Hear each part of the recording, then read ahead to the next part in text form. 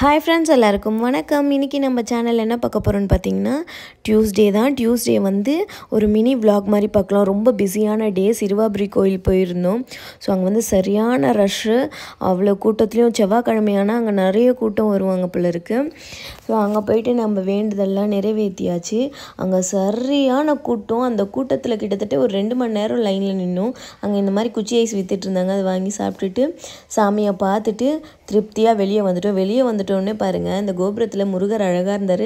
அதுக்கு மேலேயே அந்த சூரியன் வந்து ரொம்ப சூப்பராக இருந்தது. அங்கே கும்பிட்டு முடிச்சுட்டு அது பக்கத்துலேயே 1/2 hour ட்ராவலில் பெரியபாளையம் கோவில்.